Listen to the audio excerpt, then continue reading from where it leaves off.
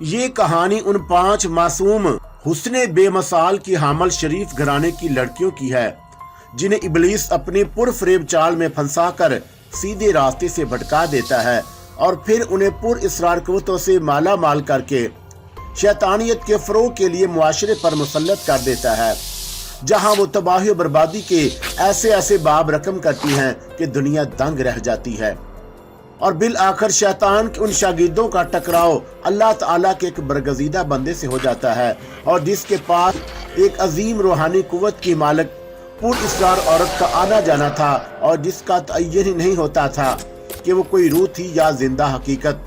और ये कहानी का वो मोड़ है जहां दिलचस्पियां अपने अरूज पर पहुंच जाती हैं और फिर शैतान के चेलों और बंदगाने खुदा के दरमियान एक अनोखी जंग शुरू हो जाती है और चश्मे तसव्वुर को वो यादगार मार के देखने को मिलते हैं जिनसे कहानी के इख्तिताम तक आंखें हटाए नहीं हटती। ये आतिशी पुतला यहाँ कामयाब ना हुआ तो उसका रद्द अमल उसके अमल पर होगा, यानी ये कि नागचंद्र को उससे नुकसान पहुँच जाएगा। और फिर बस यही ख्याल मुझे परेशान किए हुए है।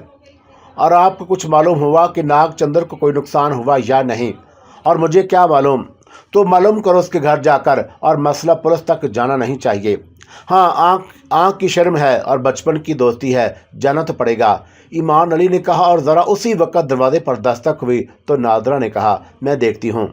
नहीं रुको, मैं खुद जाकर चला जाता हूँ। और ईमान अली ने जाकर दरवाज़ा खोला तो ठाकुर धर्मदास अपनी पत्नी और एक बेटी के साथ खड़े हुए थे और साथ ही एक मुलाजम फलों का टोकरा और मिठाई लिए खड़ा था। अरे ठाकुर साहब, आप आइए आइए। और ठाकुर साहब ने साथ आने वालों से कहा और वो अंदर आ गए। उन्होंने नादरा से कहा कि भाई ईमान अली ने हमारा घर बचा लिया और ये कुछ मिठाई लाया हूँ भाभी, और ये अमीना के लिए सोने का हार है और उसकी शादी का जहेज मैं देता हूँ। और ठाकुर साहब की मासूम पत्नी ने एक खूबसूरत डब्बा थाल का खोला और हार दिखाने लगी।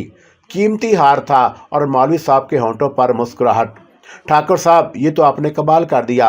और नादरा, कैसा हार है? बहुत खूबसूरत। और क्या कहती हो तुम इसके बारे में? वही जो आप कहते हैं। तो फिर कह दो। आपका बहुत शुक्रिया ठाकुर साहब। ईमान अली अगर यही काम करे तो हमारे पास भी इतना कुछ होता जितना नागचंद्र के पास है। और मुसलमान अल्लाह का कलाम बेचते नहीं, और ये तो उसकी अमानत है जो हम उसके हुक्म के मुताबिक खर्च करते हैं। और ये मिठाई और हार हमारे काम का मुआवजा नहीं और हमारे अमल की कीमत नहीं। अरे नहीं, आपने तो मेरे घर को बचाया है और उनकी जान की तो कोई कीमत ही नहीं, और ये तो हमारी खुशी है। आप हमारे दोस्त हैं ठाकुर साहब, लेकिन हमसे ये सब कुछ नहीं लेंगे। कोई बात नहीं ईमान अली, हम ये वापस ले जाएंगे, लेकिन तुम्हें कभी हमारी ज़रूरत पड़े तो हमें याद रखना। और मौलवी ईमान अली ने कुछ न कहा और ठाकुर फिर बोला, तो हम चलें? ठाकुर साहब, एक बात बताएं। हाँ, पूछो। उस दुश्मन ने फिर तो कोई दुश्मनी नहीं की और मैंने कई दिन से ज़्यादा तो आपकी तरफ रुख नहीं किया। नहीं ठाकुर, धर्मदास ने जवाब दिया। और धर्मदास अपने सामान समेटते हुए चले गए तो मौलवी साहब जोश में आकर बोले, मुझे तुमसे यही उम्मीद थी नादरा, और वाकई अल्लाह का कलाम फरोख्त नहीं किया जा सकता। और अब नागचंद्र के घर जा रहा हूँ। और ये कहकर ईमान अली नागचंद्र के घर की जाने की तैयारी करने लगे। पांचों चिड़ियां हवेली के एक दरख्त की शाख पर जाकर बैठ गईं और ये जगह उन्हें काफ़ी पसंद आई थी।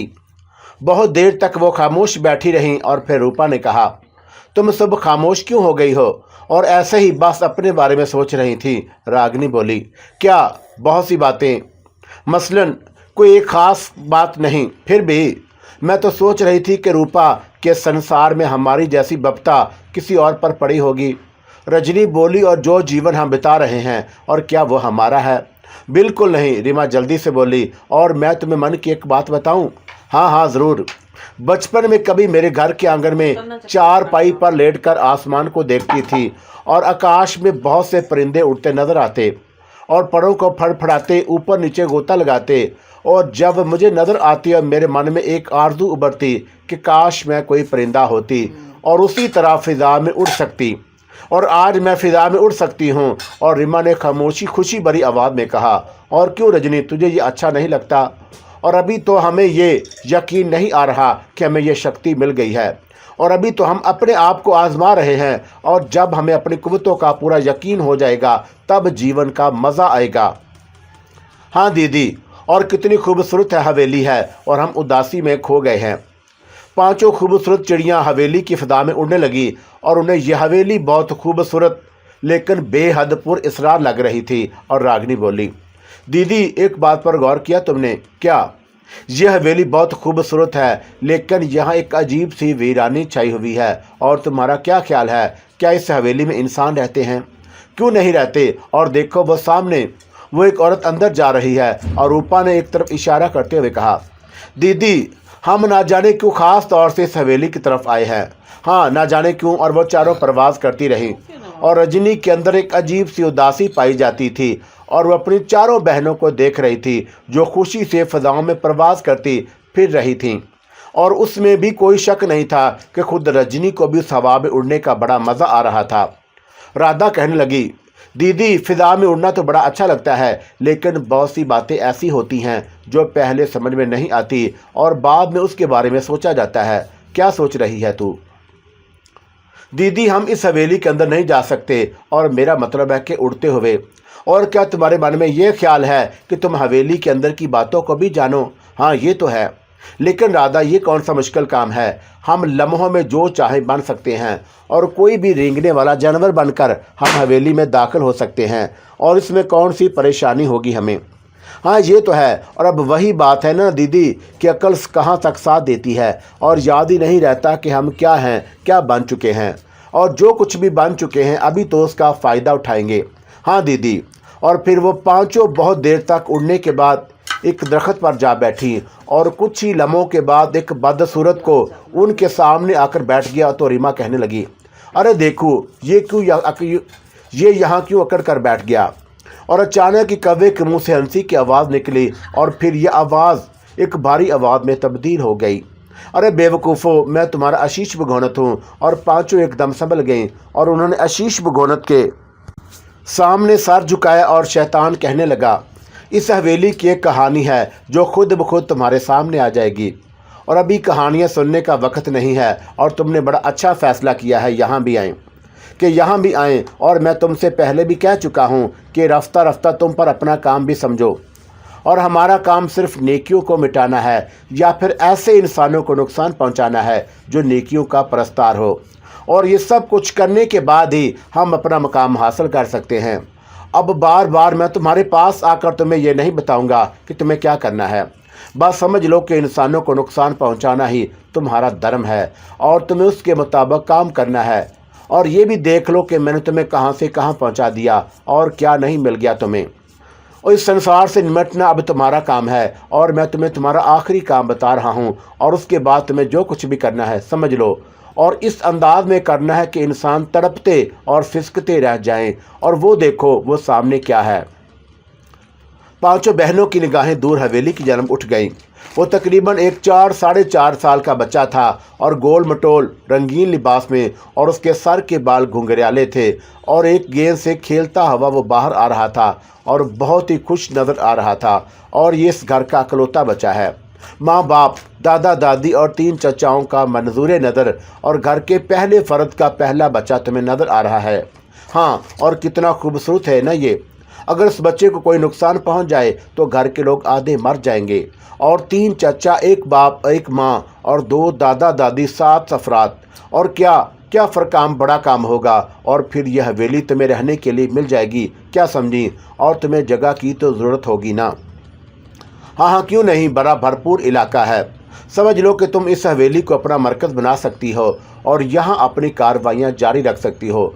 हमें करना क्या है मैं तुम्हें बताता हूँ, क्या आशीष भगोनत ने कहा और आहिस्ता आहिस्ता उन लोगों को उनके आगे के इक़दामात के बारे में बताने लगा। वो खामोशी से सुन रही थी और आशीष भगोनत ने कहा, हाँ समझ गई ना मेरी बात? हाँ भगोनता, बस तो फिर अपना काम शुरू कर दो, चले जाओ। और उसके बाद वह फिजा में उड़ा और उनकी निगाहों से उज्जल हो गया और रूपा के हलक से हंसी की आवाज़ निकल गई। आशीष भगोनत भी खूब है और ऐसे अनोखे काम बताता है कि इंसान की समझ में भी ना आए। चलो उसके हुक्म की पाबंदी करना और उसका सेवा करना ही तो हमारा धर्म है, आ जाओ। और नन्हा सा बच्चा खेलता हुआ आगे आ रहा था और 5 चिड़ियाँ अपनी जगह से उड़ी, लेकिन दरख्त से नीचे उतरते ही वो रंग बिरंगी हसीन तितलियाँ बन गईं और 5 की 5 खूबसूरत बच्चे के सामने से गुजरती हुई एक छोटी सी फूलों की डाल पर आ बैठी और नन्हे बच्चे ने उन हसीन तितलियों को देखा और गेंद को भूल गया और अपने नन्हे नन्हे कदम उनकी जानब दौड़ा और उसने उन्हें पकड़ने के लिए हाथ आगे बढ़ाए। लेकिन तितलियां अपनी जगह से उड़कर आगे वाले दरख्त पर जा बैठी और बच्चा वहां तक पहुंचा तो वो और आगे आ गई और यहाँ तक कि वो हवेली के पिछले हिस्से में आ गई, जहाँ एक टूटी फूटी खंडरनुमा जगह थी और बच्चा हसीन तितलियों का पीछा करता हुआ हंसता मुस्कुराता हुआ आगे बढ़ रहा था और उसके लाल रुखसार टमाटर की तरह सुर्ख हो रहे थे। वो बार बार हंसने लगता और उसके नन्हे नन्हे सफ़ेद चमकदार दांत सुर्ख बारीक होंठों के दरमियान झलकने लगते और रोशन आंखों की चमक देखने के काबिल थी। और यहाँ तक कि वह तितलियों का पीछा करता हुआ खंडर में दाखिल हो गया और लड़कियां उसे आगे ले गईं और फिर अचानक उन लोगों ने काले रंग की लंबी मूँछों वाली चिड़िया का रूप धार लिया और बच्चे के चारों तरफ उड़ने लगी। हसीन बच्चा एक लम्हे के लिए सहम गया और घबरा कर रोने लगा और सहमी हुई निगाहों से इधर उधर देखने लगा और वीरान खंडर के एक अंदरूनी हिस्से में उसे देखने वाला कोई नहीं था और वो सहम कर रो रहा था। दफतनी रूपा ने उस पर गोता लगाया और उसकी लंबी नोकदार चोंच बच्चे की गर्दन में घुस गई और बच्चा कर्ब से चीखा और रीमा ने उसकी आंख में चोंच मारी और रोशन सफ़ेद हसीन आंख खून में रंग गई। राधा और रागिनी भी उस पर टूट पड़ी और बड़ी तेज़ी से उस पर वार करने लगी और बच्चा उन्हें अपने नन्हे नन्हे हाथों से टपा रहा था, लेकिन वो उसे चिपक गई थी और उनके तेज़ लंबे नोकीले पंजे उन्हें से नोच रहे थे। और रजनी उनसे थोड़े ही फासले पर चिड़िया ही की शक्ल बनाए हुए सहमी हुई निगाहों से उन्हें देख रही थी और ना जाने क्यों उसके दिल में उस बच्चे के लिए शदीद गम के आसार नमूदार हो गए। हालांकि वह पूरी तरह शीश भगोनत के जाल में गिरफ्तार थी, लेकिन ना जाने क्यों इस वक्त उसे ये सब कुछ बहुत अजीब लग रहा था और वह सोच रही थी कि यह मासूम बच्चा तो अभी बुराइयों में पड़ा भी नहीं और उसे क्यों उस तरह ज़िंदगी से महरूम किया जा रहा है। और रजनी का दिल गम के आंसू रोता रहा। चारों बहनें चौंका अपना काम कर रही थी, इसलिए उनकी तवज्जो रजनी की तरफ नहीं गई और बच्चे का सुर्ख और शिफाफ खून चारों तरफ बिखर रहा था और तड़प रहा था।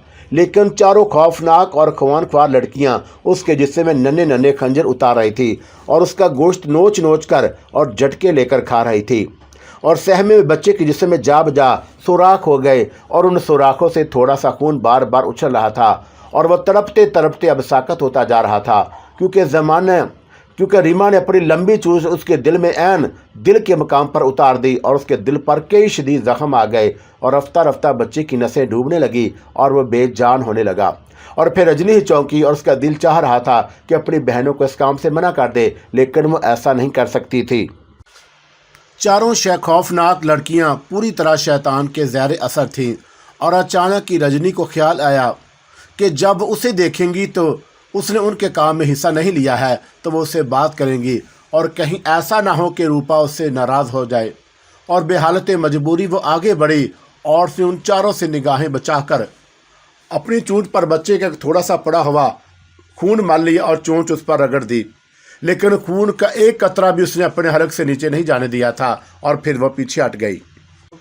उन चारों लड़कियों को शायद बहुत मज़ा आ रहा था, चुनाचा वो मुसलसल बच्चे के जिस्म से मुख्तलिफ हिस्से ज़ख्मी कर रही थी और उनसे गोश्त नोच नोच कर खा रही थी।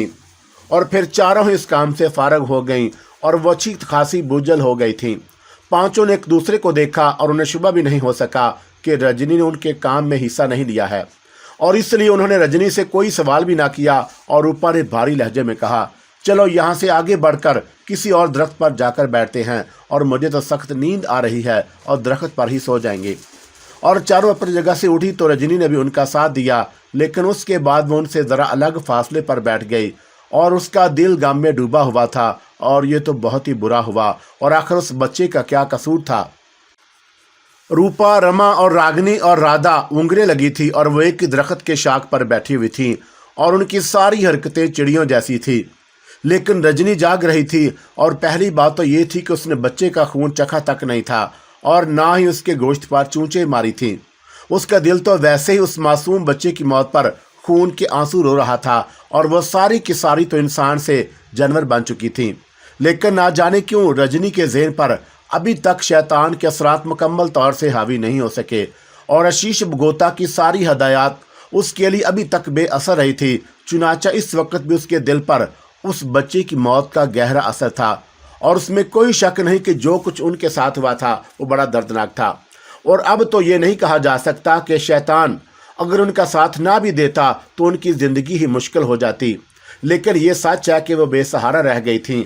और ना सिर्फ बेसहारा बल्कि अगर वहाँ गहरे तहखाने में वो शैतान का सहारा कबूल ना कर लेती तो बज़ाहिर तो कोई ऐसी उम्मीद नज़र नहीं आ रही थी कि उन्हें ज़िंदगी मिल जाती। और अब ये अलग बात है कि भगवान के तो खेल ही न्याले होते हैं, और अगर भगवान ने उनका जीवन लिख दिया था तो कोई ना कोई सहारा तो उन्हें मिल ही जाता। बल्कि हकीकत यह है कि इंसानी ईमान बहुत कमज़ोर होता है, और अगर गौर किया जाए तो उन लड़कियों की ज़िंदगी बचाने के लिए एक नापाक वजूद ने अमल किया था, और क्योंकि ज़िंदगी को ख़त्म करना किसी के बस की बात नहीं, और इसलिए शैतान उनकी ज़िंदगी बचाने का बाइस बना। अलबत्ता अगर इंसानी ईमान पुख्ता हो तो ये बात सोची जा सकती है कि डोर तो कहीं और ही हिलती है, और उसके असरात क्या होते हैं ये भी सब कुछ सोचा समझा होता है। बात सिर्फ सही अकीदे की है। बहरहाल रजनी जाग रही थी, और फिर कुछ देर बाद उसने एक औरत को देखा जो नौजवान थी और अच्छा लिबास पहने हुए थी, और वह तेज तेज कदमों से आगे आ रही थी और आवाज़ें दे रही थी, रमेश कहाँ है रे तू? और रमेश, अरे रमेश कहाँ छुप गया और इतनी देर से मेरे पास नहीं आ रहा? और रमेशी, अरे रमेशी, राम किधर चला गया तू रमेशी?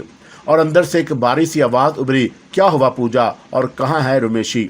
और एक बूढ़ी औरत बाहर निकल आई, और शायद नाबीना थी, क्योंकि लकड़ी का सहारा लेकर आगे बढ़ रही थी, और लकड़ी ठक ठक करके आगे बढ़ रही थी। उसने ज़ोर से आवाज़ लगाई, अरे पूजा बोलती क्यों नहीं, कहाँ है रमेश? और मेरी गोद में तो नहीं है, मिल नहीं रहा इसलिए तो आवाज़ें दे रही हूँ। और जवान औरत का लहजा बहुत ख़राब था, और नाबीना औरत वहीं के वहीं खड़ी रह गई, और उसके जिस्म पर कीमती साड़ी थी, लेकिन जवान औरत के सामने उसकी हैसियत कमज़ोर नज़र आई थी। और जवान औरत फिर रमेशी रमेशी पुकारती हुई आगे बढ़ने लगी, और ना जाने कहाँ कहाँ वह बच्चे को तलाश करती रही, और रजनी समझ गई कि वो उसी बच्चे को तलाश कर रही है। बहरहाल वह अपनी जगह से उठी और थोड़े फासले पर जाकर एक ऐसे दरख्त पर जा बैठी जो उस खंडरनुमा जगह से करीब थी। और पूजा नामी औरत बच्चे को आवाज़ें देती रही और उधर पहुंच गई, और फिर उसे बच्चे की लाश नजर आ गई। उसकी हलक से एक दिलदोज़ चीख निकल गई, और वह रमेश कहकर उसके पास जा बैठी। एक लम्हे के अंदर अंदर माँ ने बच्चे को पहचान लिया। हालांकि उन चारों लड़कियों ने मकरू चूंचे मार मार कर बच्चे के पूरे वजूद को मसक कर दिया था। माँ का औलाद से अलग का रिश्ता होता है, और औरत के हलक से दिल दोस्त चीखें निकलने लगी तो बूढ़ी और अंधी औरत पागलों की तरह लाठी टेकते हुई आगे बढ़ी और ज़ोर ज़ोर से चीखने लगी, अरे पूजा क्या हुआ, क्यों चीख रही है और क्यों रो रही है? वो आगे बढ़ती रही। और कुदरत जब इंसान से उसकी कोई हकीकी कुव्वत छीन लेती है तो लाजमी तौर पर उसके वजूद में कुछ ऐसी चीज़ें पैदा कर देती है जो उसकी कमी को पूरा करें। और औरत की हिस्स बहुत तेज़ थी, चुनाचा वो अपने हाथ में पकड़ी हुई लकड़ी टेकती हुई उसके पास पहुंची, और उधर जवान औरत पर रोते रोते गशी सी सवार हो गई। अंधी औरत ने कहा कि पूजा बोलती क्यों नहीं, क्या बात है? अरे पूजा, अरे ओ पूजा, हे भगवान मैं क्या करूं? और पूजा कहाँ है तू? और क्या हो गया है तुझे? और तेरी आवाज़ें तो इधर से आ रही थी और बोलती क्यों नहीं? वो चीखती हुई खंडर में दाखिल हो गई, और फिर शायद इंसानी बू पर कदम आगे बढ़ाए और आखिरकार उस नौजवान औरत के पास पहुंच गई जो घुटनों में सर दिए हुए बच्चे के पास नींद बेहोशी की कैफियत में बैठी हुई थी। और बूढ़ी औरत के हाथ की लकड़ी उसके बदन पर लगी तो उसे एकदम एहसास हो गया कि ये इंसानी जिस्म है, और लकड़ी पीछे हटाकर वह वहीं बैठ गई और झुककर पूजा को देखने लगी, और उसके हाथ पूजा को टटोलने लगे थे। पूजा, अरे ओ पूजा क्या हो गया है? अम्मी, अरे क्या हो गया, चक्कर आ गया है क्या? लेकिन पूजा की कोई आवाज़ नहीं उभरी, और फिर उसने इधर उधर हाथ मारे, और फिर उसके हाथ बच्चे के जिस्म से टकराए, और बूढ़ी औरत बच्चे के जिस्म को टटोलने लगी, और फिर उसके हलक से दिलदोज़ चीख निकल गई, रमेशी रमेशी, ए मेरे रमेशी, हे भगवान। और फिर वह बुरी तरह चीखे मार मार कर रोने लगी। उसके रोने पीटने की आवाज़ों से पूजा को भी होश आ गया, और उसने एक दिलदोज़ चीख मारी, और फिर आगे बढ़कर बच्चे की लाश हाथों में उठा ली। किसी से नहीं डरती मैं, और भूत हो के प्रेत हो तुम्हारा सत्यानाश, और मेरे सामने और मुझसे बड़ी डैन इस वक्त और कोई नहीं होगी, और कलेजा चबा जाऊंगी मैं उसका, और जिसने मेरे बच्चे का ये हाल किया है। आओ देखो तो सही, आओ देखो तो सही कि तू कितने पानी में है रमेशी और मेरी जान। और पूजा क्या हो गया है रमेशी को? और बूढ़ी औरत ने कहा, तुम्हारा सत्यानाश, नरक में जाओ तुम, और कीड़े पड़े तुम्हारे बदन में, और अपने रीतो रिवाज, अपने मान, अपने मान मुरादा मेरे बच्चे का जीवन लेने पर खर्च कर दी तुमने, और चूल्हे में जाओ तुम, मर जाओ कुत्ते की मौत, और भगवान करे कि तुम मर जाओ। और पूजा बच्चे की मशक शुदा लाश को उठाए हुए वहां से चल पड़ी और बूढ़ी औरत चीखती रह गई, अरे पूजा मेरी बात तो सुन ले और मुझे ले चल, मुझे सहारा दे, और मुझसे उठा नहीं जा रहा। लेकिन पूजा पर इस वक्त दीवानगी तारी थी और रजनी की समझ में नहीं आया कि इन दोनों औरतों का क्या रिश्ता है आपस में, और बच्चे का मसला तो इसके इल्म में था। और बूढ़ी औरत अपनी जगह से बेमुश्किल तमाम खड़ी हुई और अपनी लाठी टेकते हुए वहां से चल पड़ी। वो रोती और चीखती जा रही थी, और पूजा मेरी बात तो सुन ले, और क्या हो गया है रमेशी को, मुझे बता दो दे, और कैसी हालत है इसकी, और क्या ज़्यादा खराब है, और डॉक्टर को फ़ोन कर ले पूजा, और जल्दी से बंसी को बुला ले पूजा। लेकिन पूजा अंदर जा चुकी थी और रजनी को बहुत ज़्यादा दिलचस्पी पैदा हो गई।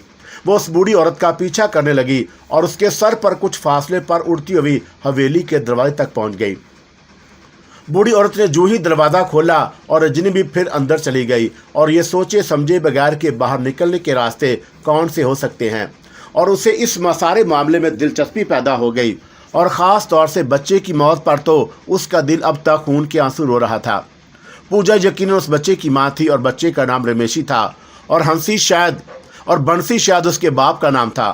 बहरहाल बूढ़ी औरत की हसीयात काबिल तहसीन थी, और हवेली में टेलीफोन भी लगा हुआ था। और बूढ़ी औरत टेलीफोन के पास पहुंची और लाठी ज़मीन पर रखी और फिर टटोल टटोल कर नंबर डायल करने लगी। दूसरी तरफ से राब्ता कायम हुआ तो वह जल्दी से बोली, बंसी बंसी क्या कर रहा है तू, और जल्दी से आजा हवेली में, और देख देर ना करना, रमेशी को कुछ हो गया है, और जल्दी आजा तू। और दूसरी तरफ से जो आवाज़ भी आई थी वो रजनी नहीं सुनी, लेकिन बहरहाल उसने पूजा को तलाश कर लिया था, जो बच्चे की लाश गोद में लिए बैठी ज़ारों कतार रो रही थी। और उस आवाज़ पर ही जलती चलती हुई बूढ़ी उसके पास पहुंच गई। पूजा क्या हो गया है, कैसी तबीयत है उसकी, बता तो दे। तबीयत तो पूछ रही हूँ 100 डाइन कहीं की, तुम खा गई मेरे बच्चे को, और मेरे बच्चे को खा गई तुम, और भगवान तुम्हारा नाश करे, और अपनी उम्र देख और अपनी हरकतें देख। और इस वीरान हवेली में जहाँ कुत्ते लौटते हैं, कहाँ उल्लू और चमगादड़ें बोलती हैं, और तुमने कहीं का ना छोड़ा था। जहाँ उल्लू और चमगादड़ें बोलती हैं और तुमने कहीं का ना छोड़ा था, और सिर्फ अपने उस मरे हुए पति की याद में तुम यहाँ मर रही थी, और जिसका अब इस संसार में कोई वजूद नहीं, और जिसकी राख में हवा में उड़कर ख़त्म हो चुकी है, और उसके लिए तुमने मुझे मरवा दिया, और नाश जाए बंसी का भी। और कमीने कुत्ते ने माँ के कहने में आकर मेरा बच्चा मुझसे छीन लिया। हाय राम, मैं क्या करूं। और पूजा ज़ारों कतार फिर रोने लगी, और बातें आहिस्ता आहिस्ता रजनी की समझ में आ रही थी, और वह ये अंदाज़ा लगा रही थी कि सिलसिला क्या है। और अभी तक बंसी नामी शख्स नहीं आया था, और पूजा रोते रोते बूढ़ी को बुरा भला कहने लगी, और मेरे माता पिता भी चूल्हे में जाएं, और ये नहीं सोचा कि बेटी को कहाँ झोंक रहे हैं, और पागलों की बस्ती में भेज दिया मुझे। अरे क्या रखा है इस वीरान हवेली में, और बस 3 इंसान और नौकर भी यहाँ नहीं टिकते। हाय राम, क्या लिख दिया था तूने मेरे मुकद्दर में, और सब कुछ बर्दाश्त कर लिया मैंने, लेकिन मेरा रमेशी। और पूजा, रमेशी कैसा है, जैसा भी है अब इस संसार में नहीं। और समझी तुम, मर जाओ अगर बहुत ज़्यादा मोहब्बत करती हो अपने पोते से, और मर जाओ तुम भी, ताकि हमारी जान तो छूटे इस हवेली से, और जिसमें तुम्हारे पति की यादें बिखरी हुई हैं। अरे सारी यादें तुम समेट कर बाहर चूल्हे में जाएं, और वो मर कर नरक में चला गया, और यादें छोड़ गया तुम्हारे लिए, और लपेट में आ गए हम। और मैं तो एक दिन के लिए भी यहाँ नहीं रहना चाहती थी, पर वह जलील मेरे आगे हाथ जोड़कर खड़ा हो गया और कहने लगा, माता जी के जीवन में इस हवेली को छोड़ना नामुमकिन नहीं, और मेरे लिए तुम्हें यहीं रहना होगा पूजा, और तुम्हें यहीं रहना होगा। और माता जी को भगवान जीता रखे, और जब तक वो जीती हैं मैं ये हवेली नहीं छोड़ सकता। और मेरे माता पिता ने कहा कि बेटी ससुराल भेज रहा है, और तुम्हें वहाँ से निकलना तो मर कर निकलना, और मैं तो मर गई अब, और तुम जियो हाय रमेशी, हाय मेरा रमेशी। और फिर सारी कहानी रजनी के इल्म में आ गई, और ये बूढ़ी औरत पूजा की सास थी, और उसका पति मर चुका था, और ये हवेली उनकी आबाई हवेली थी। बंसी बूढ़ी औरत का अकेला बेटा था, और कपड़े का कारोबार करता, और बहुत बड़ा कारोबार था उसका। उसकी एक बहुत बड़ी दुकान थी जो बंसी स्टोर कहलाती, और यहाँ वो सिर्फ इसलिए रह रहा था कि उसे उसका बाप उस हवेली में मरा था, और बूढ़ी औरत उससे बहुत ज़्यादा प्यार करती थी, और इस हवेली को छोड़ना नहीं चाहती। और पूजा के माता पिता किसी दूसरे शहर में रहते थे, और उन्होंने पूजा की शादी बंसी के साथ की, और बंसी अच्छा खासा साहबी हसीयत आदमी था। हवेली में नौकर रखे जा सकते थे, लेकिन ये हवेली असीब ज़्यादा मशहूर थी। चुनाचा कितने ही बार मुलाजमों को यहाँ बुलाया गया, लेकिन उनमें से कोई भी हवेली में नहीं रुका और डर डर कर भाग गया। और रिश्तेदार भी यहाँ नहीं आते थे। और यहाँ तक कि एक दो बार पूजा के घर वाले भी यहाँ आए और पूजा ने उनसे शिकायतें की और बंसी से भी बात की गई, लेकिन बंसी ने यही कहा कि वो अपनी माता जी के जीवन में यह हवेली नहीं छोड़ सकता। बहरहाल ये तो थी सारी कहानी और रजनी को यह बात मालूम हो चुकी थी। और वैसे जहाँ तक असीब और भूत प्रेत का ताल्लुक था, उसने यहाँ तो कोई असीब देखा था, ना भूत ना प्रेत। बहरहाल थोड़ी देर के बाद बंसी आ गया और एक बड़ी सी कार में बैठकर आया था और दो आदमी उसके साथ थे, जिनमें से एक शायद डॉक्टर था। वो अंदर पहुंचा और रजनी वहीं सब कुछ देख रही थी और पूजा उसे देखते ही धाड़े मारने लगी और बंसी उसके करीब पहुंच गया। मार दिया इस बूढ़ी नागर ने मेरे बेटे को, मार दिया, और जाओ उसके चरण चाटो, और मेरा तो बेटा तो मार दिया तुमने। तो माँ बेटे ने मिलकर मुझसे मेरा सब कुछ छीन लिया और भगवान मैं क्या करूं। उधर बंसी जो रमेशी के पास बैठ चुका था, फटी फटी आंखों से उसे देख रहा था और वह पूजा के करीब पहुंचकर बोला, क्या हुआ है इसे? तुम्हारी माँ खा गई इसको, और देखो तुम्हारी माँ खा गई इसे। तुम्हारा दिमाग खराब हो गया है पूजा। और मैं पूछता हूँ किसे हुआ क्या? और डॉक्टर साहब आप देखिए। अब क्या देखूं, आप इसे खुद भी गौर से देख रहे हैं, लेकिन ये हुआ कैसे? मुझे क्या मालूम, मैं तो खुद आपको लेकर अभी आया हूँ। और पूजा क्या हुआ था बताओ तो सही। और रो रो कर पूजा ने सारा वाकया बता दिया कि किस तरह रमेशी तितलियों के पीछे दौड़ता यहाँ से चला गया था और न जाने कब पुराने खंडर में पहुंचा। और जब बहुत देर तक वापस न आया तो पूजा उसकी तलाश में निकली और यहाँ तक एक खंडर में उसे उस शक्ल में उसकी लाश नजर आई। और बूढ़ी औरत को भी पता चल गया कि पोता मर गया और वो धाड़े मार मार कर चीखने लगी, लेकिन पूजा खौनख्वार हो रही थी। इसे मेरे सामने से हटा दो वरना मैं इसकी जान से मार दूंगी। और क्या बकवास कर रही हो पूजा, होश में आओ। होश में थी, अब होश में नहीं हूँ और ना ही होश में रहूंगी। निकल जाऊंगी यहाँ से, जा रही हूँ मैं, और इसे रमेशी को लेकर तुम लोग मुझे भी खा जाओगे। और पूजा पर दीवानगी सी तारी हो गई और उसका जहनी तवाज़ुन बिगड़ गया था। बहरहाल उसके बाद के मुनाज़रे बड़े दिल दोस्त और सनसीखेज थे और रजनी को तो सारी सूरत हाल मालूम थी। और बच्चे के क्रियाक्रम का चक्कर चला और दूसरे शहर से पूजा के माँ बाप भी आ गए और चारों लड़कियों को सूरत हाल का पता चल चुका था। उनके अंदाज में दिलचस्पी थी और वो देखना चाहती थी कि उसके बाद क्या होता है, लेकिन रजनी उन लोगों के गम से आशना थी और खुद भी गमज़दा। बहरहाल वो ये बात ज़ाहिर नहीं कर सकती थी और उसने अपने किसी भी बहन से अपने अंदर की कैफियत का जिक्र नहीं किया था। तय ये हुआ कि पूजा अपने माता पिता के साथ वापस चली जाए और बूढ़ी औरत बिस्तर से जा लगी। पूजा तो अपने माता पिता के साथ चली गई और बूढ़ी औरत को अस्पताल में दाखिल कर दिया गया और हवेली को ताला लग गया। और ये अंदाज़ा होता था कि वो लोग अब कभी इस हवेली में वापस नहीं आएंगे। रूपा ने हंसते हुए कहा, और अगर वो वापस आए भी तो सही महीनों में ये हवेली अब असीब ज़दा हो गई और असीब नहीं, ऐसे ऐसे कारनामे दिखाएंगे कि उन्हें मज़ा आ जाए। बहरहाल चारों लड़कियां बहुत खुश थीं और हवेली के अंदर ऐशो इशरत की तमाम चीज़ें मौजूद थीं। रिमा ने कहा कि ज़रूरत की तमाम चीज़ों की फहरिस्त बना लें और वैसे हमें कार और मुलाजम की ज़रूरत भी पेश आएगी। और आशीष बगोनत ने हमें हमारी मर्जी का जीवन गुजारने की इजाज़त दे दी है, तो फिर जीवन मामूली अंदाज में क्यों गुजारा जाए। और मैं तो सिर्फ एक बार सोचती हूँ, रागिनी हंसने लगी, क्या ये कि हमारे पिताजी बेचारे हमारे लिए बहुत कुछ थे, लेकिन अपने जीवन में तो वो हमें कोई ऐसी हवेली ना दे सके जैसी अब हमें मिली है। और अगर वो जीते रहते तो हम वहीं पड़े सड़ते रहते और वो हमारे लिए रिश्ते तलाश करते रहते और फिर वही पुरानी बात, हम में से एक एक उनके घर से निकल जाती और वह हमें जहन्नम में झोंक देते। शोहरों की वफादारी करनी पड़ती और सासों के नखरे उठाने पड़ते और रोते पीटते जीते रहते। पर पिताजी की मौत के बाद ये सब कुछ हमें हासिल हुआ है और ये तो वाकई बहुत अच्छा है। और आशीष बगोनत हमारी सरपरस्ती उसी तरह करते रहे तो जिंदगी के तमाम ऐश हमें हासिल हो जाएंगे। अच्छा तो एक बात बता, राधा ने पूछा। हाँ बोलो। क्या हम ऐसे ही सारा जीवन कंवारी बैठे रहेंगे? अभी ज़रा सब्र से बैठी रहो और थोड़ा सा समय बीत जाने दो, सोचेंगे इस बारे में भी। और हाँ, यहाँ हवेली में हमारी खिदमतगारी के लिए कुछ नौकरों वगैरह की मौजूदगी ज़रूरी है। और जहाँ तक इस हवेली के असीबों का ताल्लुक है तो पहले हम उन्हें तलाश कर लेते हैं। अगर यहाँ कुछ है भी तो आशीष बगोनत की मदद से हम उन पर उनका खात्मा कर देंगे और देखते हैं कि वो कौन असीब हमारा सामने टिकता है। हाँ ये तो है, और ये बात आशीष बगोनत से ही मालूम करनी पड़ेगी कि असीब मारने का क्या तरीक़ेकार होता है। और चारों लड़कियां हंसने लगी और फिर रीमा ने रजनी की तरफ देखते हुए कहा, तुझे क्या हो गया है और ये उदास उदास क्यों रहती है, और कहीं किसी से प्रेम रोग तो नहीं लगा बैठी? चलो बेकार बातें मत करो तुम लोग, रजनी ने कहा, और सब की सब बेगैरती से हंसने लगी।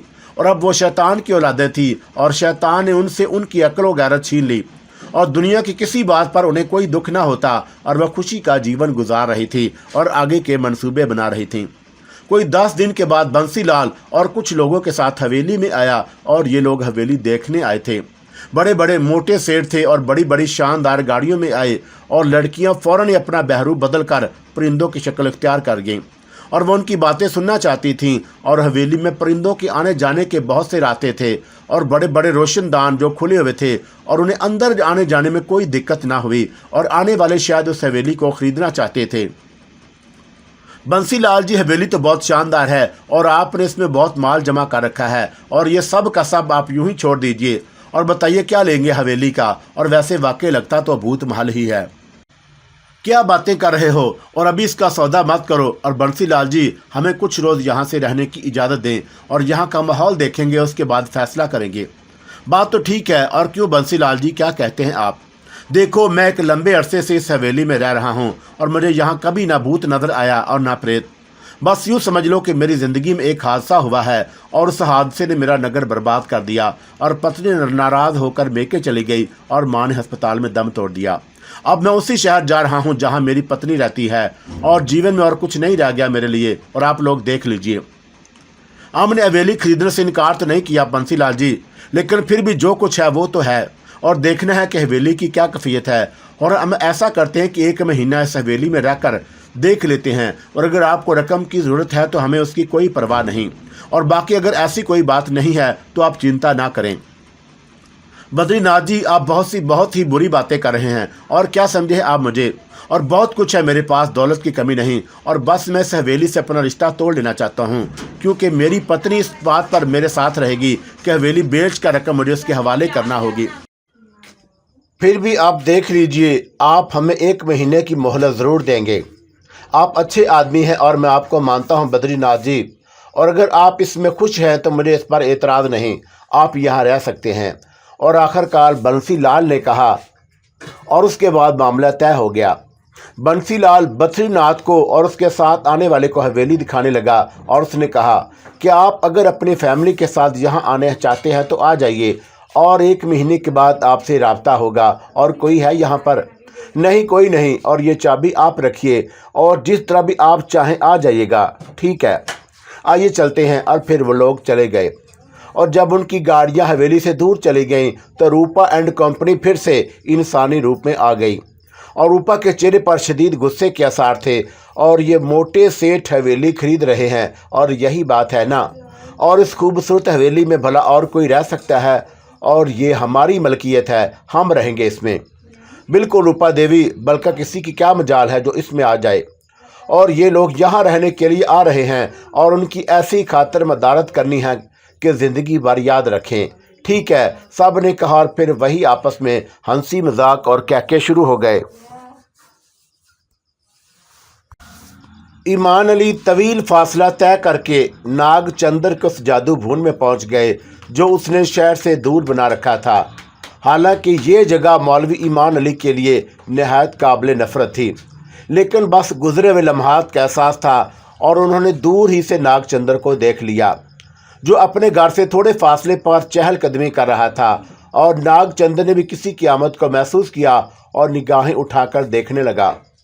मौलवी ईमान अली को देखकर उसकी आंखों में खून उतर आया, लेकिन फिर उसने अपने आप को संभाल लिया। जो मंसूबा उसने अपने जहन में बिठाया था उसे आगे बढ़ाने के लिए ईमान अली से कोई ऐसी बात नहीं करनी चाहिए और जिससे वो होशियार हो जाए। और ये बात वो भी जानता था कि मौलवी ईमान अली खुद भी साहिब इल्म है और हर जादू मंत्र का तोड़ करना जानता है। लेकिन जो होना था वो हो गया था, और अब दुश्मनी की एक ऐसी दीवार खड़ी हो गई जिसके गिरने का तस्वर भी नहीं किया जा सकता।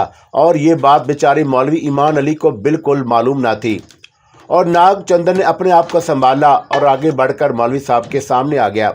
अरे अरे अरे, और पुत्र लोगों को नापाक जगहों पर नहीं आना चाहिए। और कैसे तकलीफ़ की आपने मौलवी जी, तंज कर रहा है, लेकिन कितना सच बोल रहा है तू। और तेरा बचपन था जब तू एक अच्छा और सच्चा इंसान था। अरे पागल, रोटी के चंद टुकड़ों के लिए धर्म नहीं बेच देना चाहिए। यार मौलवी ईमान अली, तूने जिंदगी भर यही बातें की हैं और अपने आप को मुझसे ज्यादा अक्लमंद क्यों समझता है? किसने कहा है तुझसे कि तू मुझसे ज्यादा अक्लमंद है? जक मार रहा है। और बीवी और बेटी को क्या दिया है तूने? और रोटी के कुछ टुकड़े ना, और संसार उससे कहीं आगे की चीज है। और ये ऊंचे ऊंचे महल, ऊंची ऊंची कोठियां और ये अजीमो शान हवेलियां, चहचहाती हुई कारें और हवा में उड़ते हुए जहाज, इन सब से तेरा या मेरा कोई ताल्लुक नहीं। और ये सब इंसानों के ही है ना, और मेरे और तेरे जैसे इंसानों के। और एक तरफ हमारे बीवी बच्चे हैं और दूसरी तरफ उन लोगों के। और ज़रा फ़र्क देखो मौलवी ईमान अली, तुम्हारा दीनों धर्म ज्ञान ध्यान क्या तुम्हें तुम्हारी मर्जी के मुताबिक ज़िंदगी नहीं दे सकता? इतने मजबूर लाचार हो तुम कि अपने लिए ना सही, उनके लिए जिन्हें तुम अपना कहते हो, कुछ करके देखो। अरे मेरे जादू का तोड़ तो कर लिया तूने, और अपने लिए भी कुछ कर लिया। और जाओ ज़रा एक हवेली बनाकर दिखा दो और मान लूँगा कि तुम्हारा ज्ञान ध्यान सच्चा है। अरे तू क्या कह रहा है बौले? ईमान अली ने पूछा। तामीर कर रहा हूँ अपने आप को, और तुम जैसे लोग आड़े आते रहते हैं, लेकिन अगर तुम ये समझते हो कि मेरा रास्ता रोक लोगे तो ये तुम्हारी भूल है। मैं चल पड़ा हूँ तरक्की के रास्तों पर, मगर बहुत बुरा कर रहे हो तुम ईमान अली, बहुत बुरा कर रहे हो। और बहुत से ताने दे चुके हो तुम मुझे। देख, बात दीन धर्म की होती है, चल मैं मान लेता हूँ कि हिंदू धर्म से ही ताल्लुक़ रखता है और तेरे माता पिता ने तुझे यही धर्म दिया है, लेकिन ये धर्म भी तो बुरा नहीं। और दुनिया का हर मज़हब नेकी और सच्चाई के रास्ते दिखाता है, और तू तो इन रास्तों से भी हट गया है। जहाँ तक मेरे दीन धर्म का ताल्लुक है तो बौले कभी उसके गहराइयों में उतर कर देख। ये मट्टी और गारे से बनी हुई ऊंची ऊंची इमारतें हमारे निगाहों में कुछ नहीं होती, क्योंकि हम में से हर शख्स ये जानता है कि दुनिया में हमारे कदम सिर्फ चंद दिन के हैं और उसके बाद एक अब्दी जिंदगी है। तो ये बता कि अगर कोई तुझसे कहे कि सोने का एक बहुत बड़ा ढेर है जो तुझे कुछ अरसे के बाद मिलेगा और ये थोड़ा सा सोना है, और अगर तू ये चाहे कि तू अभी ले ले, और अगर बड़ा ढेर लेना चाहता है तो ज़रा इंतज़ार कर ले। और मैं तो समझता हूँ कि अकल का तकाजा ये है कि थोड़ा सा इंतज़ार कर लेना चाहिए, अच्छा होता है, और बजाय इसके कि सोना देखा और लपक पड़े। और हमारा ये मसला है नागचंद्र, हमें कहा गया है कि दुनिया को दुख पहुँचाए बगैर ज़िंदगी गुजार लो और सोने का वो बड़ा ढेर पालो। तू बता, और ये छोटी छोटी हवेलियाँ इन बड़ी हवेलियों के मुकाबले में क्या हैसियत रखती हैं जो हमें मिलेंगी? और बड़ी लंबी तकरीर कर ली मौलवी जी, लेकिन सब बेवकूफ़ी की बातें हैं। अपना अपना नज़रिया, अपना अपना ख्याल है। चलो ठीक है, मैं तुम्हारी खैरियत मालूम करने आया था, और बस ये समझ लो कि मुझे तुम्हारे सिलसिले में फ़िक्र थी। जो काम तुमने धर्मदास के सिलसिले में किया था मैंने उसे वापस कर दिया था, तो ठीक किया तो है ना? कोई नुकसान तो नहीं पहुंचा तुझे? नहीं, कोई नुकसान नहीं पहुंचा, सब खैरियत हुई थी और थोड़ी सी हैरत हुई थी। क्यों? यही कि तू वाकई बड़ा ज्ञानी बन गया, और ये तो बहुत बड़े बड़े लोगों का काम है कि किसी के भेजे हुए तैर को उन्हीं वापस लौटा दे, और तूने ये कमाल ही कर दिखाया। अब तू भी मेरी एक बात कान खोल कर सुन ले। मैं लोगों के लिए काम करूंगा और तू उन्हें नाकाम बना। कैसी बात कर रहे हो? ऐसी कोई बात नहीं, और मैंने तुम्हें नुकसान पहुंचाने के लिए नहीं सोचा। बस यूँ समझ ले कि बुराई नापायदार चीज़ है और नेकी मजबूत तरीन, बस इतनी सी बात है। तो फिर ठीक है, अपना काम करते रहो। और मेरे पास क्यों आए थे? बस तुम्हारी खैरियत मालूम करने, और ये बताओ कि सब ठीक है ना? हाँ हाँ, क्यों नहीं। और क्या तुम हमारे मंत्र का तोड़ करके समझ रहे थे कि हम मर गए होंगे? खुदा की कसम, मेरे जहन के किसी गोशे में ये तसव्वुर नहीं था। मैंने तो धर्मदास के लिए दुआएं मांगते हुए तुम्हारे लिए भी दुआएं मांगी थी कि तुम्हें कोई नुकसान ना पहुंचे। और नागचंद्र हंसने लगा, और फिर उसने कहा, काले जादू के बारे में कुछ जानते हो? लानत है इन अल्फाज पर। काला नीला पीला जादू कोई चीज़ नहीं होती, बस ये नापाक कुव्वतों का खेल है। अरे बेवकूफ़ हो, और बेवकूफ़ अगर जानते कि उसके बारे में तो रोंगटे खड़े हो जाते। और तुम्हारे मेरे जो पुतले तुमने वापस किए हैं, उन्होंने वापस आकर वो तबाही मचाई होती कि देखने वाला देखता रह जाता। और वो तो मेरी काली ताकतें थी जिन्होंने मुझे उस तबाही से रोक लिया।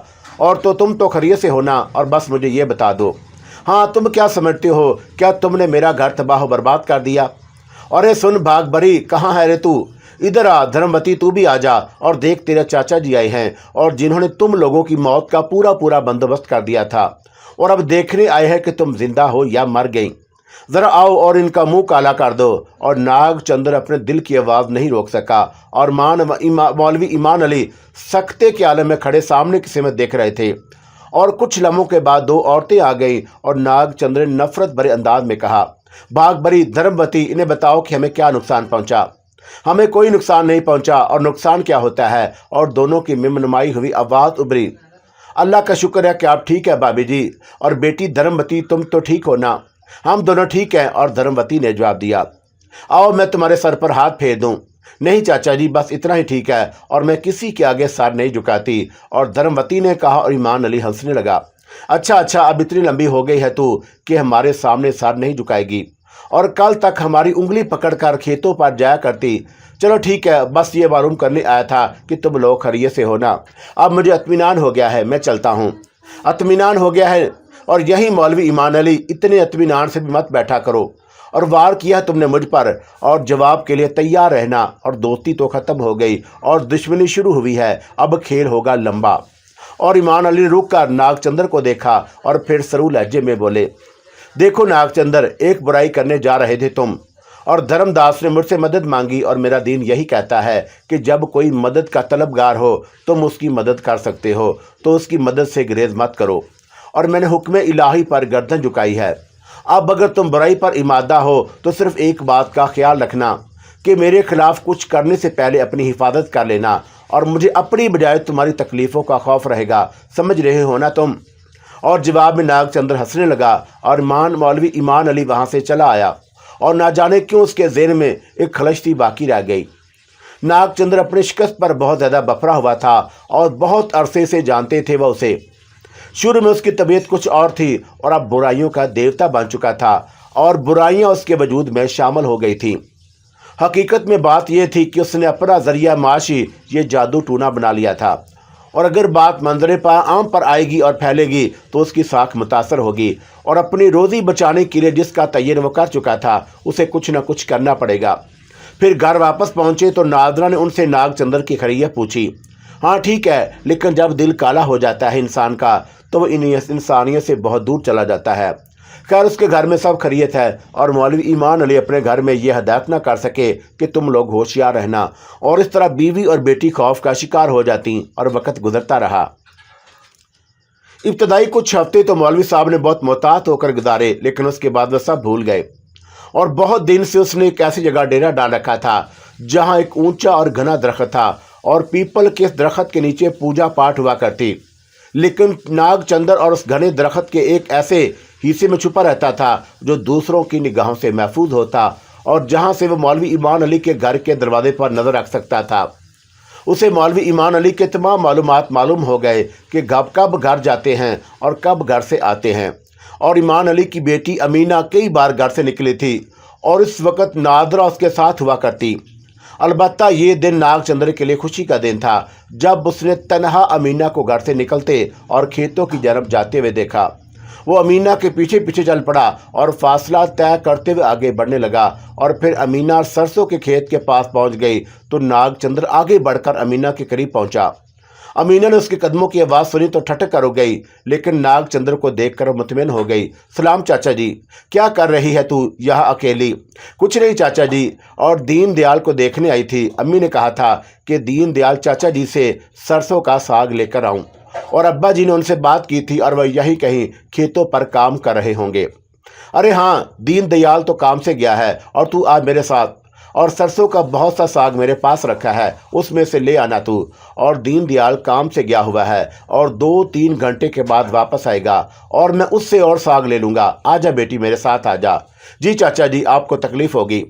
पागल, इसमें तकलीफ़ की क्या बात है? और वैसे तू बहुत दिन से धर्मवती से भी नहीं मिली, और कितनी बार याद कर रही है तुझे। मैं आऊँगी चाचा जी किसी वक्त की क्या बात है, चल आजा। और नागचंद्र ने कुछ इस तरह जिद की कि अमीना उसके साथ चल पड़ी, और फिर थोड़ी देर के बाद नागचंद्र के घर पहुंच गई। आजा बेटा आजा, नागचंद्र ने कहा, और अमीना को अंदर उसके बड़े कमरे में ले गया जो उसके लिए मंदिर की हैसियत रखता था। उसी कमरे में काले इल्म का सारा खेल होता, और यहाँ बागबरी और धर्मवती हाथ जोड़े बैठी हुई थी, और काली देवी का मुजस्समा उनके सामने था। वो अपने जादू की पूजा कर रही थी, और बस इतनी सी बात रह गई थी उनके अंदर, और वो तो बैर थे जिन्होंने उन दोनों जिस्मों को जिंदा रखा हुआ था, वरना बाकी और क्या था। बहरहाल उन दोनों को देखकर अमीना ने कहा, अरे ये दोनों तो शायद पूजा कर रही हैं। पूजा नहीं कर रही अमीना, अपने जीवन का खराज अदा कर रही हैं। और ये मेरी बेटी है धर्मवती, तेरी सहेली है ना ये। हाँ, मगर इस वक्त तो ये पूजा कर रही हैं चाचा जी, आपने बिला वजह उन्हें भी परेशान किया। ये पूजा नहीं कर रही, और मैंने तुझसे कहा ना कि बस ये समझ ले कि ये अपने जीवन का खराज अदा कर रही हैं और मजबूर हो गई हैं बेचारियां, बिल्कुल मजबूर कर दी गई हैं और कुछ बाकी नहीं रहा इनके जीवन में। जी मैं समझी नहीं चाचा जी, आकाश में तुझे समझा सकता, और तेरे पिताजी ने सब कुछ छीन लिया। मेरी बेटी और मेरी पत्नी का जीवन भी छीन लिया उन्होंने, और ये दोस्ती का सिला दिया है तेरे पिताजी ने मुझे। आप क्या कह रहे हैं चाचा जी? और मेरी समझ में तो खुदा की कसम कुछ भी नहीं आया। बस वही कह रहा हूँ जो हुआ है मेरे साथ, और यही किया है तेरे पिता ने। और धर्मवती और बागबरी की जान ले ली उन्होंने, और ये जीती नहीं है बौली, ये जिंदा नहीं है, बस जिंदा दरगोर हैं ये। और चाचा जी मेरी समझ में कुछ भी तो नहीं आ रहा, कुछ बताइए तो मुझे। बताऊंगा तुझे बताऊंगा। और मार दिया है तेरे बाप ने, इन दोनों को मार दिया है। और आ मैं तुझे बताऊं कि क्या हुआ है। आ जा चाचा जी, इधर आ, लेट जा। मगर क्यों? मैं कहता हूँ लेट जा। और नागचंद्र का लहजा बदलने लगा और अमीना का रंग पीला पड़ गया। मुझे देर हो रही चाचा जी, खौफजदा लहजे में वो बोली। देर तो मुझे भी हो रही है, और जल्दी करनी जो मैं कह रहा हूँ। मगर चाचा जी क्या कह रहे हैं? और अमीना ने सामने मौजूद पाकर भागभरी से कहा। और इस दौरान नागचंद्र अमीना के पास पहुंच गया। उसने अमीना के लंबे और स्याह बाल पकड़े और एक जोरदार झटका देकर उसे जमीन पर लिटा दिया। और अमीना के हलक से चीख निकल गई, और नागचंद्र ने कहा, खामोशी से यहाँ लेट जा, वरना तेरी गर्दन काट कर बाहर फेंक दूंगा। और नागचंद्र ने एक लंबा सा चाकू निकालकर हाथ में पकड़ लिया, और अमीना की आवाज़ खौफ से बंद हो गई। नागचंद्र ने उसे ज़मीन पर सीधा लिटा दिया, और फिर उसने उन्हीं की तरफ देखा। चल तू भी यहाँ आकर लेट जा इसी जगह। और चुनाचा धर्मवती के रूप में एक बैर अपनी जगह से उठा और अमीना के बराबर लेट गया। नागचंद्र के होंठों पर एक मकरू मुस्कुराहट फैल गई। और मैं जानता हूँ धर्मवती, मैं जानता हूँ मेरी बच्ची, और मैं तुझे जीवन नहीं दे सकूंगा। और मौत तो तुझे मेरी ही वजह से आई है, पर जीवन में तुझे अपनी वजह से नहीं दे सकता। और क्या करूं, मजबूरी है। और मेरे मन में बदले की आग लगी हुई है, और वो इसी तरह सर्द हो सकती है कि अब ये लड़की जो मौलवी ईमान अली की बेटी है तेरे बदन में जिंदा रहेगी। और मैं तुझे जिंदा नहीं रख सका मेरी बच्ची, मगर तेरे शरीर को मैं तेरे दुश्मन की बेटी के जीवन से जिंदा रखूंगा। और क्या हो सकता हूं मैं, और इतना ही हो सकता है। और वो उन दोनों के पैरों के पास खड़ा हो गया, और उसने दोनों को हाथ फिजा में बुलंद किया। उसके बाद एक मंत्र शुरू कर दिया। जो मंत्र आगे बढ़ता रहा, और अमीना की आंखें बंद होती जा रही थी, और वो नागचंद्र की आंखों से निकलती हुई शुआओं को देख रही थी, जो उसके पूरे वजूद को अपने लपेट में लिए हुए थी। और एक नरम सी आग आहिस्ता आहिस्ता सुलगती हुई जो उसके पाँव की अंगूठी को जला रही थी। और ये जलन बढ़ती ही जा रही थी, और फिर ये जलन बढ़ गई और बढ़ गई। और उसने चीखने की कोशिश की, लेकिन उसके मुंह से आवाज़ नहीं निकल सकी। और थोड़ी देर के बाद अचानक उसका ज़हन सो गया, और वो दुनिया से बेखबर हो गई, लेकिन सिर्फ चंद लम्हों के लिए। और उसके बाद उसकी आंख खुली तो उसने माहौल को बदला हुआ देखा, और रफ्ता रफ्ता उसे सब कुछ याद आ गया। नागचंद्र इस वक्त यहाँ मौजूद नहीं था, और ना ही उसकी धर्म पत्नी यहाँ थी, लेकिन उसके ऐन बराबर जो कुछ मौजूद था उसे देखकर वो दंग रह गई। उसने अपने आप को अपने पास लेटे हुए देखा, लेकिन ये कैसे हो सकता है? ये तो मैं हूँ, और ये सब किस्सा क्या है? और वो उठकर बैठ गई। उसने फटी फटी आंखों से अपने बराबर लेटे हुए जिस्म को देखा, और जिसकी आंखें बंद थी, लेकिन ये तो मैं खुद हूँ, और ये तो मैं ही हूँ, लेकिन फिर मैं कौन हूँ? और एक अजीब सा सवाल था जो दिमाग को चकराए दे रहा था। और अमीना फटी फटी आंखों से बराबर लेटी अमीना को देखती रही। और अगर अमीना ये है तो फिर मैं कौन हूँ? और फिर उसने अपने बराबर लेटी हुई लड़की के शाने को झंझोड़ कर उसे जगाया, तो अमीना ने आंखें खोल दी और उसे देखने लगी, और फिर वो उठकर बैठ गई और मुस्कुराने लगी। तो तुम कौन हो? और यही सवाल मैं तुमसे भी कर सकती हूँ। और मैं तो अमीना हूँ, और मैं भी अमीना हूँ, दूसरी लड़की बोली। यहाँ तो धर्मवती लेटी हुई थी, वो तो तुम हो क्या? और तुम धर्मवती हो और मैं अमीना हूँ? पता नहीं क्या कह रहे हो तुम। और ये सब क्या है मेरे खुदा, ये सब क्या है? मगर ये तो बता कि तू कौन है। चलो ठीक है, मैं धर्मवती हूँ, और अब तुम बताओ कि तुम कौन हो। मैं अमीना हूँ, मगर तुम मेरे जिस्म में क्यों हो? नहीं, ये तुम और मेरा ही जिस्म है, और उठकर शीशा देखो और सामने से देखो कि क्या हुआ है, और तुम मेरे बदन में हो और मैं तुम्हारे बदन में। मगर ये कैसे हो गया? अरे ये तो होना था, ज़रूरी था ये। और मीना का दूसरा वजूद कहने लगा, मगर कैसे, मुझे बताओ तो सही। ठहरो, मैं याद करके तुम्हें बताती हूँ। और अमीना के दूसरे जिस्म ने कहा। और अमीना हैरत से पागल हुए जा रही थी और उसकी समझ में यही आ रहा था कि उसका जिस्म दो हिस्सों में कैसे मुंतकिल हो गया। और फिर कुछ देर के बाद उसके दूसरे वजूद ने कहा, सुनो, हकीकत यह है कि तुम अमीना हो और मैं कौन हूँ। ये बात तुम्हारी समझ में नहीं आ सकती, लेकिन इस वक्त मैं तुम्हारे शरीर में हूँ और तुम धर्मवती के शरीर में। आईना देखोगी तो ये पता चल जाएगा तुम्हें कि तुम अपने असल जिस्म में नहीं हो और तुम्हारा असल जिस्म मेरे पास है। और उसकी वजह ये बताई। उसकी वजह ये हुई कि तुम्हारे और मेरे पिताजी में चल गई है, और मैं इस वक्त चंदर जी को अपना पिता ही कहूँगी, हालांकि वो मेरे देवता हैं। और बस इससे ज़्यादा तुम समझ नहीं पाओगी। और दोनों में जो जंग चल रही है उसमें तुम्हारे पिताजी ने नागचंद्र महाराज की बेटी और उनकी धर्मपत्नी को हलाक कर दिया, और वह दोनों मारी गई। और नागचंद्र महाराज एक अजीबोगरीब मुश्किल में गिरफ्तार हो गए, और मजबूरी की हालत में उन्होंने अपने बैर अपनी बेटी और पत्नी का शरीर कायम रखने के लिए उनके जिस्म में दाखिल कर दिए, और सिर्फ तुम्हारे पिताजी से इंतकाम लेने के लिए। और एक दुश्मनी चल रही थी, और जिसमें तेरे पिता ने एक मंत्र उलट दिया और धर्मवती और बागबरी मर गई, और पिताजी अपने मंत्र में नाकाम हो गए। और फिर उन्होंने हमें उद्धार का जीवन दिया, और अपने जादू मंत्रों से उन्होंने हमें थोड़े दिनों के लिए जिंदा कर दिया। हमें कुछ दिन के बाद फिर से अपने शरीर को छोड़कर मर जाना है। लेकिन क्या मज़े की बात है कि अब हम नहीं मरेंगे, बल्कि तू मरेगी अमीना, और तू मरेगी, और तेरे शरीर में मैं हूँ, इसलिए तेरा शरीर मर जाएगा और मेरा शरीर जीता रहेगा।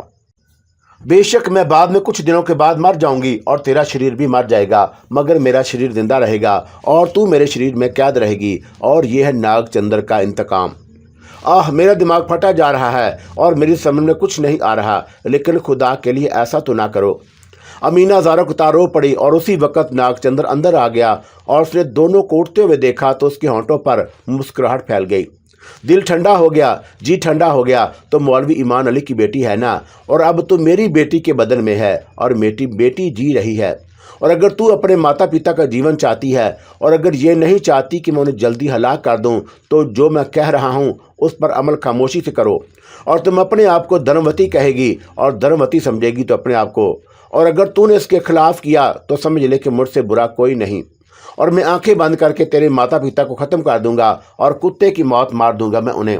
नहीं, खुदा के लिए ऐसा ना करना, और खुदा के लिए मेरे अम्मी और मेरे अब्बू को, खुदा नहीं भगवान का नाम लेना पड़ेगा तुझे, और जो कुछ मैं कहूँगा वही करना पड़ेगा। मगर मेरी बात तो सुनो चाचा जी, ऐसा मत करो। मैंने तुम्हारा क्या बिगाड़ा है, और मैं तो जादू मंत्र नहीं जानती, और मेरा बदन मुझे वापस दे दो। तुम्हारा झगड़ा तो मेरे अब्बू से है और मेरा तो कोई मामला ही नहीं है। चाचा जी मुझे माफ़ कर दो। और मेरी पत्नी और मेरी बेटी का क्या मामला था तेरे पिताजी से? उसने क्यों मेरी दुनिया उजाड़ दी और मेरा संसार उजाड़ दिया, और बेटी और पत्नी को खो चुका हूँ, और कैसे माफ़ कर दूँ तुझे? मेरा कलेजा जख्म बन चुका है, और तेरे बाप के साथ भी यही होना चाहिए। क्या समझी? अब तैयार हो जा कि मुझे क्या करना है, और मैं ये तुझे बता दूंगा। और ये कहकर नागचंद्र ने हाथ में पकड़ी रस्सी से अमीना के हाथ पांव बांध दिए, और खुद अमीना धर्मवती के वजूद में आंसू बहाने लगी। जबकि उसके बदन में धर्मवती को जगाकर चंद्र ने उससे कहा, धर्मवती, अब तेरा ये शरीर मौलवी ईमान अली बेटी अमीना का शरीर है, और सा का ये ढेर लेकर तू चली जा। अब वही करना है तुझे जो मैं चाहता हूँ, और शर्मिंदा हूँ कि मेरी बच्ची मैं तुझसे, और मैं तेरी हिफाजत नहीं कर सका, और मेरी वजह से तुझे यह संसार छोड़ना पड़ गया।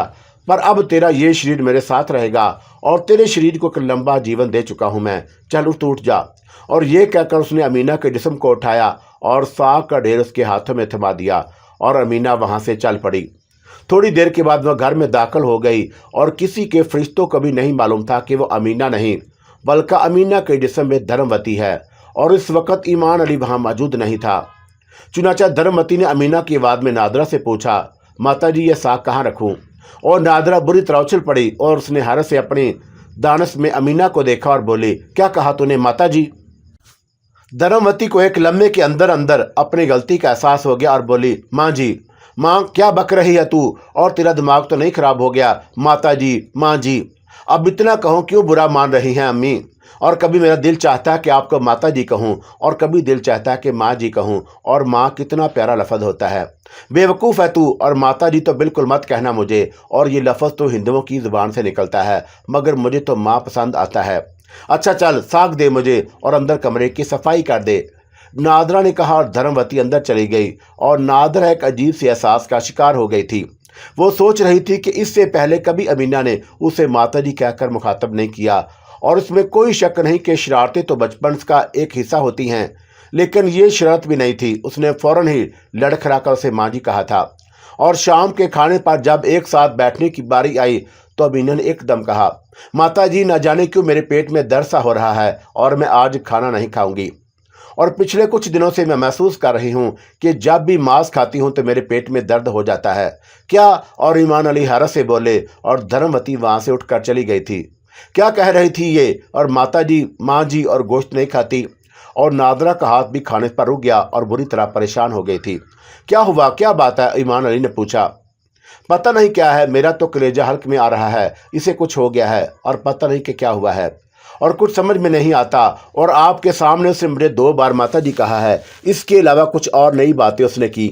ज़मीन को धरती और आसमान को आकाश, पाक को पोतर, पर कुछ समझ में नहीं आया मेरी। और इस वक्त गोश्त खाने से इनकार कर रही है। और हुआ क्या है उसे? तुम ज़रा उसके बारे में मुझे तफसील से बताओ। कोई तफसील हो तो बताओ ना। ठीक ठाक गई थी, साग लेकर आई और उसके बाद घर के काम काज के लिए, मगर पता नहीं कि क्या किस्सा है। हैरत हो रही है मुझे। और फिर उसके बाद ईमान अली ने खसूसी तौर पर अमीना पर निगाह रखनी शुरू कर दी। और थोड़े ही देर में उन्हें यह एहसास हो गया कि अमीना के अंदर एक बहुत ही अहम तब्दीली रुमा हुई है और दिल में एक शदीद खोज पैदा हो गई। और फिर उस दिन रात का वक़्त था और मामूल के मुताबिक वो तहज्जुद पढ़ने के लिए उठे और उन्होंने अमीना के कमरे में रोशनी देखी। और अमीना इस वक्त सो चुकी होती है और रात को नहीं उठती। सो ईमान अली ये सोच कर उसके कमरे की तरफ चल पड़े कि कहीं उसे तकलीफ़ ना हो रही हो और उसने माँ बाप की नींद खराब होने के खौफ से उन्हें ना जगाया हो। और आहिस्ता आहिस्ता कदमों से आगे बढ़कर वो अमीना के कमरे के दरवाजे पर जा पहुँचे। और फिर उन्होंने दरवाजे से झांक कर जो कुछ देखा उसे देखकर उनके होश हवास रुखसत होने लगे। अंदर रोशनी थी और मीना पालती मारे बैठी हुई थी और उसकी आंखें बंद थीं और दोनों हाथ सीने के करीब जुड़े हुए थे। लेकिन उसके सामने जो चीज़ रखी हुई थी उसने ईमान अली के सीने को लरजा दिया। ये काली देवी का मुजस्मा था और जिसको उसने एक बुलंद जगह पर रखा हुआ था। और देवी के कदमों में 3 चिराग रोशन थे और अमीना की आवाज़ उभर रही थी, जे काली माता, मेरा काम कर दे और मेरा जीवन ख़त्म हो चुका है, पर मैं जीना चाहती हूँ और तू मेरा जीवन अमर कर दे। और चाहे मैं इसी शरीर में क्यों ना रहूं, और मेरा जीवन अमर कर दे काली माता, और मेरा जीवन अमर कर दे। और उसके बाद वह न जाने कौन से जंतर मंतर पढ़ने लगी। मौलवी ईमान अली का सांस रुक गया था और ये एक अजीबोगरीब इंकशाफ था। और वो दीवानों की तरह आंखें फाड़े बेटी को देख रहे थे जो मुसलसल वही अल्फाज दोहराए जा रही थी। लेकिन कोई बात ईमान अली की समझ में नहीं आई और फिर वह वहां से हट गए।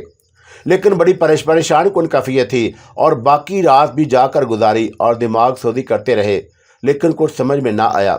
और फिर उसके बाद उन्होंने इस सिलसिले में एक फ़ैसला किया और दूसरे दिन वह अपने बीवी से बोले, मैं आज रात एक वजीफ़ा पढ़ रहा हूँ बरकत के लिए और बराह कर मुझे परेशान ना करना।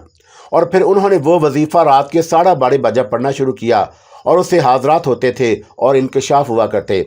और मौलवी ईमान अली की आंखें बंद थी और रात आहिस्ता आहिस्ता अपना सफ़र तय कर रही थी। और कितनी ही बार उसके कानों में भयानक आवाज़ें उभरी और फिर एक दफ़ा यूँ लगा जैसे कोई वज़नी परिंदा उसके कांधे पर आकर बैठा हो। लेकिन वो जानते थे कि ये उस वजीफ़े के असरात हैं और उन्होंने आंखें नहीं खोली और अपना वजीफ़ा मुकम्मल करते रहे। और फिर इस वक्त सुबह की रोशनी नमूदार होने में थोड़ी देर बाकी रह गई थी कि उन्हें अपनी बंद आंखों में एक रोशनी सी चमकती हुई महसूस हुई। और ये इशारा था कि उस बात का कि वजीफ़े की तकमील हो गई है और अब मुवक्किल उनके सामने हैं। ऐ पुरस्रार वजूद, मुझे बता कि मेरी बेटी को क्या हुआ है और मैं उसके बारे में जानना चाहता हूँ। और तभी एक अजीब सी आवाज़ ईमान अली के कानों में उभरी, ईमान अली, बहुत बड़ा धोखा हो चुका है तेरे साथ, बहुत बड़ा जादू का अमल हो चुका है और शैतान ज़ाद ने तेरी बेटी का जिस्म हासिल करके उसकी रूह निकाल ली है और अमीना के असल वजूद को अपनी बेटी धर्मवती के वजूद में तब्दील कर दिया है। क्योंकि उस दिन जो तेरे और उसके दरमियान तबादले हुए थे उसमें जब वो शैतानी पुतले वापस गए तो उन्होंने नागचंद्र की बीवी और बेटी को हलाक कर दिया। और जब तू उसके पास गए तो उसने जिन 2 इंसानी जिस्मों को तुम्हारे सामने पेश किया था वो जिस्म तो उसकी बेटी और बीवी के थे, लेकिन उनमें जादू के दो शैतान हलूल कर गए थे और उन्होंने ही उन्हें जिंदगी का रास्ता दिखाया था। और फिर उसके बाद नागचंदर ने एक अरसे की मोहलत मांग ली थी और वो अरसा अब पूरा होने वाला है। और नागचंदर तुम्हारी बेटी को धोखा देकर अपने साथ ले गया था और उसने तुम्हारी बेटी का वजूद अपनी बेटी को दे दिया है। और जो लड़की तुम्हारी बेटी अमीना के वजूद में है वो असल में धर्मवती है और धर्मवती मियाद पूरी होने के बाद मर जाएगी और तुम्हारी बेटी का शरीर मर जाएगा, जबकि धर्मवती के जिस्म में तुम्हारी बेटी की रूह जिंदा रहेगी। और ये खेल खेला है नागचंदर ने और उस दिन का इंतकाम लेने के लिए, समझ रहे हो ना। ओह मेरे खुदा, ये तो बड़ा जुल्म हो गया और क्या करूं मैं, और मेरी रहनुमाई की जाए। हाँ, उसका एक तरीका है कि किसी ऐसी जगह अपनी बेटी के जिस्म को महफूज कर दो जहां उसकी हिफाजत हो सके। और अब ये तुम्हारी जिम्मेदारी है कि उस बदन को कैसे महफूज करोगे और फिर तुम्हें रहनुमाई मिलेगी कि तुम्हें क्या करना चाहिए। और ख़ास तौर से अपनी बेटी अमीना के वजूद को महफूज करने की कोशिश करना जो इस वक्त तुम्हारे सामने है, लेकिन उसमें धर्मवती की रूह है और तुम्हें ज़रूर मौका मिलेगा कि तुम अपनी बेटी को वापस ले आओ। और वजीफे का अमल पूरा हो चुका था, लेकिन ईमान अली को शिद्दत के साथ ये एहसास हो चुका था कि सूरत हाल बड़ी खौफनाक हो गई। क्या करना चाहिए और किस तरह से इस मुश्किल से छुटकारा पाएं, और उनकी हालत ख़राब हो गई। कुछ नहीं किया जा रहा था और बड़ी अजीबोगरीब सूरत हाल पैदा हो गई।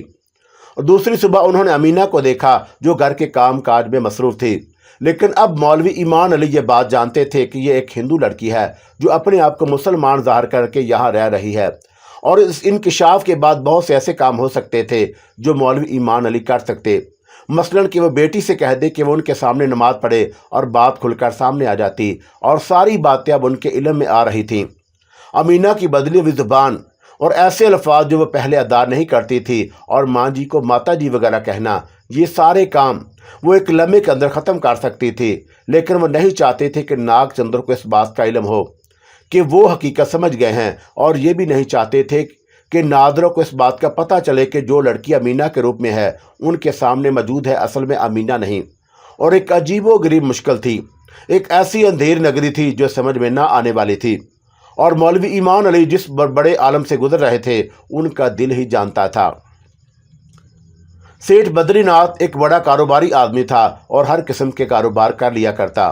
और बाप ने एक बड़ा तरका छोड़ा जो 3 भाइयों में तकसीम हो गया, और बद्रीनाथ को एक बड़े पूरे इलाके में 2 बिल्डिंगें, एक सिंचा हाउस और एक दूसरे छोटे मोटे कारोबार मिले। और हर वो चीज़ जो कौड़ियों के दाम में मिल जाए खरीद लिया करता था और फिर सोने के बौब बेचता।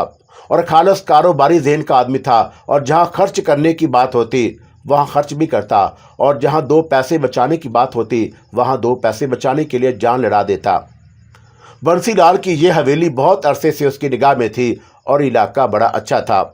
पुरानी हवेली को तोड़कर अगर कोई बिल्डिंग बनवा ली जाती तो बहुत बड़ा मुनाफा हो सकता था, या फिर किसी ऐसी कंस्ट्रक्शन कंपनी को ये जगह बेच दी जाती जो रिहायशी मंसूबे बनाती तो उसे 10-20 लाख का फ़ायदा हो जाता। बहरहाल जब उसे इस बात का इल्म हुआ कि बंसीलाल यह हवेली बेचना चाहता है तो वो अपने ख़ास मशीर के साथ बंसीलाल के पास पहुंच गया, और बंसीलाल ने उसे यह हवेली दिखाई और सारी बातें अपनी जगह थी। हवेली बेहद शानदार थी और बद्रीनाथ को हवेली बेहद पसंद भी आई, लेकिन भूत प्रीत की बात सुनकर वो ठटक गया। और बहरहाल उसने बंसीलाल से इसकी बात की कि 1 आध महीने के बाद वह हवेली का सौदा करेगा। लेकिन जब वो वापस अपने रिहाइशगाह पर पहुंचा तो उसने मशीर ने कहा कि जीवर सिंह क्या कहते हो इसके बारे में। महाराज, बिल्कुल ठीक फैसला किया है आपने, और पहले इस हवेली में चलकर 1 महीना तक रहते हैं और देखेंगे कि वहाँ भूत प्रेत है या नहीं, और अगर हैं तो क्या सलूक करते हैं, और पता तो चलना चाहिए। बिल्कुल बेवकूफ़ हो, और अगर भूत प्रेतों ने अपना काम ही कर दिया तो ना रहेगा बांस और ना बजेगी बांसुरी। और ये कौन सी बड़ी बात है, और मैं जानता हूँ कि इसके बारे में अच्छी तरह से।